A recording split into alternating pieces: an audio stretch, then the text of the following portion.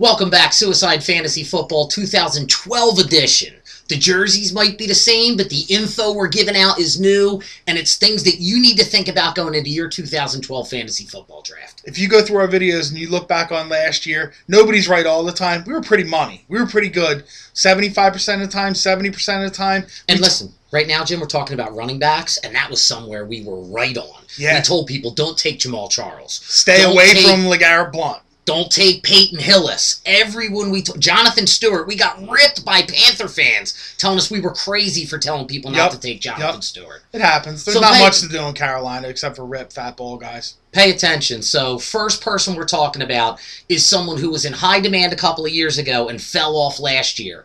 And Jim thinks Chris Johnson of the Tennessee Titans is having his comeback year. I think end of the year this year, Chris Johnson is the #1 running back in fantasy football. In a regular PPR league. I'm just telling you, that's how it's going to go. He's going to outscore everybody else. He's going to outscore Arian Foster. He's going to outscore LaShawn McCoy. No matter what happens this year, Chris Johnson is going to lead fantasy football running backs in points. All right, so here's my questions to you. A, he's the same guy who last year almost got... He's not the same guy. Why isn't he, Jim? He didn't get injured last year, so he's the same player that almost got surpassed by Javon Ringer. Yeah, but he was sitting home eating Cheetos, arguing about money for a while. And now that he's got a big contract, he's busting his ass and working out. No, because he realized what would happen when you don't work hard the whole off season and you come into camp and think it just happens, and it doesn't. It doesn't work like that. And he realized what he did. You can read the reports. I'm not the first one to say it. Chris Johnson is running hard in mini camps.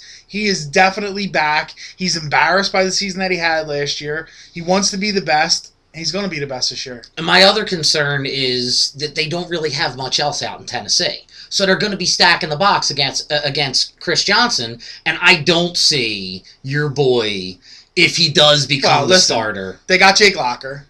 They got Cook, the tight end. They got Nate Washington. Yeah. They got...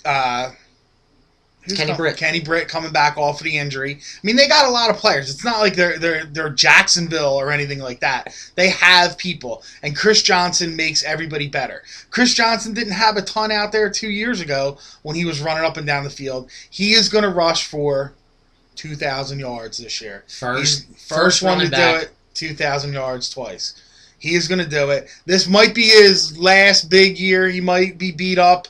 You know, the end of this year, next year, whatever. But Chris Johnson is definitely going to have an impact.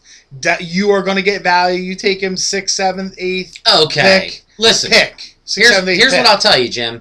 He could be, for where you get him, the best running back. I don't think he's going to finish with the best stats. He's going to finish with the best. To go over 2,000 yards this season. He's going to finish with the best. I'd be shocked if that happened, but you gotta kind of step out on a ledge sometimes, and I wouldn't want to be on that ledge with you. Well, whatever. Limb or ledge, I wouldn't want to be on it with you. Don't want to be on it with me, absolutely. All right, tell us what you think. Jim at SuicideFantasySports.com, Eric at SuicideFantasySports.com. Check out SuicideFantasyFootball.com, and also Monday nights, Blog Talk Radio, 8 to 9:30, Butz and Butz Sports Radio.